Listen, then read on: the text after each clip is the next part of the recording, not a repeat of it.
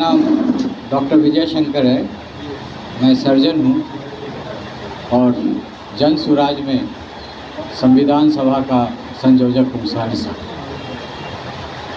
पिछले 1 साल से जन सुराज से जुड़ा हुआ हूँ और हमारे जो प्रणेता हैं प्रशांत किशोर जी पिछले 2 साल से पद यात्रा पे हैं और जन सुराज एक पार्टी के रूप में 2 तारीख को घोषित होने वाली है।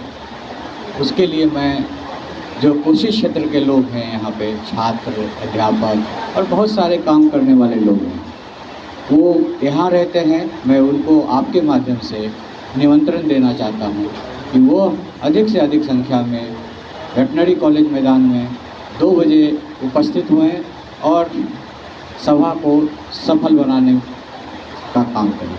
सर 2 तारीख को जन सुराज का जो है वो गठन होने जा रहा है, क्या इसके लिए आप लोग वहाँ पे इकट्ठे हो रहे हैं? हाँ, लगभग 4 लाख लोगों की व्यवस्था की जा रही है वेटनरी कॉलेज ग्राउंड में, जिसमें अधिकांश जगह से पूरे बिहार से लोग आएंगे और इकट्ठा होंगे और पहली बार ऐसा होगा कि इतने लोग इकट्ठा होकर एक पार्टी का गठन होगा। सर, बिहार की धरती परिवर्तन के लिए जानी जाती है, क्या जन सुराज वो परिवर्तन लाने में इस बार सक्षम होंगे? बिहार की धरती से ही लोकतंत्र का भी शुरुआत हुआ, बिहार की धरती से ही जेपी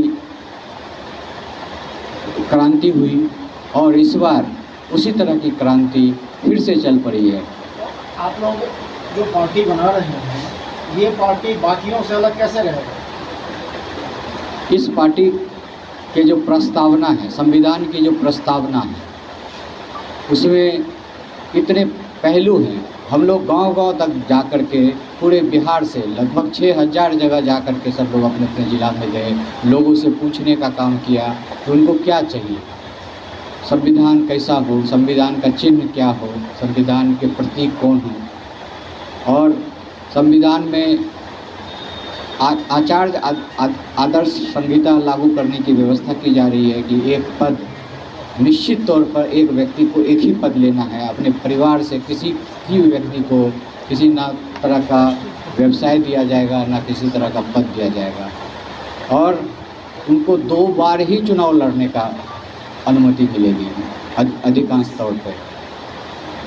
और एक जो अलग है राइट टू रिकॉल, अगर 1/3 लोग सदस्य उनके विरुद्ध में आवेदन देते हैं और उस पर जितने उपस्थित लोग हैं उसमें से 2/3 लोग अगर उसमें मुहर लगा देते हैं तो ये अधिकार है, हम लोग के पार्टी को अधिकार होगा कि उसको वापस बुला लिया जाए, चाहे वो विधायक हो या सांसद हो। भले ही उसकी विधायकी नहीं जाएगी लेकिन पार्टी ये घोषणा करेगी ये हमारे विधायक नहीं रहे, ये हमारे सांसद नहीं रहे, भले वो निर्दलीय हो जाए, क्योंकि अगर वो कुछ गलत कदम करते हुए पाए जाते हैं तो उन पर ये कार्रवाई होगी। अनेक तरह की बातें हैं जिसकी वजह से ये पार्टी घर का नेतृत्व करने वाले लोग अपने घर के सभी लोगों को खुश नहीं रख पाते हैं। ऐसे में क्या प्रशांत किशोर जी अपने ही तमाम सदस्यों को जब वो 243 सीट पर उतारेंगे सबको वो संतुष्ट कर पाएंगे? सारे ऐसे लोग हैं जो निस्वार्थ होकर के, सब पढ़े लिखे, कोई IPS रिटायर्ड है, कोई IAS रिटायर्ड है, मैं खुद चिकित्सा पेशा से आता हूँ, ऐसे बहुत सारे महाविद्यालय के प्रोफेसर हैं, शिक्षक हैं, अनेक व्यवसाय से हैं, सब ने निस्वार्थ भाव से इस पार्टी को ज्वाइन किया है। और आज चुनाव पैसे का खेल हो गया है, तो क्या आप लोग बगैर पैसे का चुनाव में आएंगे? पैसे का खेल हो गया है बट यह जनता को तय करनी है।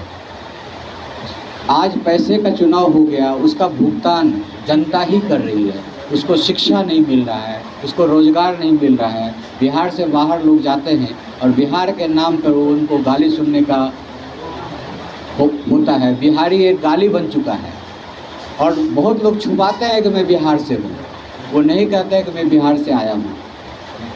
जन सुराज इसको कैसे खत्म करेगा सर, जो आपने ये बात बहुत अच्छा प्रश्न किया आपने।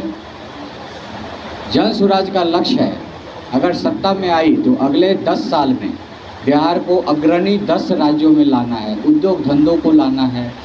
उनकी जो योजना है 14 साल तक के बच्चों को फ्री शिक्षा देनी है। बच्चों को स्टाइपेंड दिया जाएगा पढ़ने के लिए।